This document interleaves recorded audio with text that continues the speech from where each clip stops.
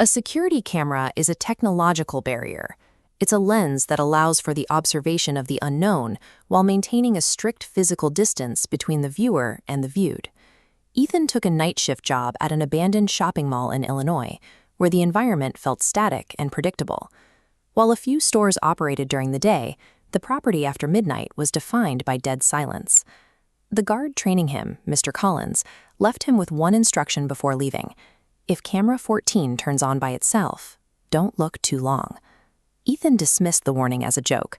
By ignoring the rule, Ethan unknowingly compromised the boundary of that safe distance.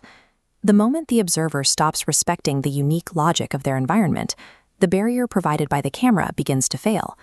At 1:13 a.m., camera 14 activated. The monitor showed a children's play area where a tall figure in a mascot costume stood perfectly still near the slide, its head tilted sideways. Ethan investigated the area in person. He found the play area empty. There was no mascot and no sign of an intruder, directly contradicting what the monitor was currently displaying. This diagram illustrates a break in logic. The digital record identifies an entity that the physical space does not contain. The information provided by the technology is drifting away from the ground truth of the physical world. When surveillance records a reality that our senses cannot confirm, the camera functions as an independent, untrustworthy actor rather than a tool for observation. The entity began a sequential advance, appearing on camera 13, then 12. It rapidly bypassed nodes 11, 10, and 9, utilizing the camera network to close the distance. Ethan locked the door, but the red marker breached nodes 8 and 7, ignoring the physical barrier. Suddenly, the movement stopped. Camera 7 showed a completely empty hallway. The silence lasted 2 minutes. Then 3 slow knocks sounded directly on the locked office door. This sequence demonstrates a systematic collapse of space. The entity utilized the digital perimeter to bypass physical distance, arriving at the center of the map through the network itself. The threat shifted to the mall's auditory systems.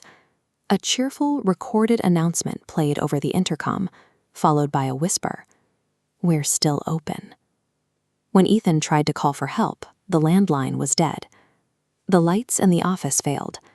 In the dim glow of the monitors, Ethan looked at the feed for camera 1, the camera inside the security office. It showed the mascot standing directly behind his chair. He fled into the dark mall, running past empty storefronts as the sound of heavy, fast footsteps echoed behind him. The security room had become an inescapable box. The very monitors Ethan relied on to watch for danger were now simply showing him that the danger had already arrived. Ethan hid in a fitting room. Outside the door, he heard the voice of Mr. Collins, the older guard, calling his name and asking if he was okay. The voice then shifted. It began to mimic Ethan's own voice, perfectly replicating his tone as it begged for help from the other side of the door.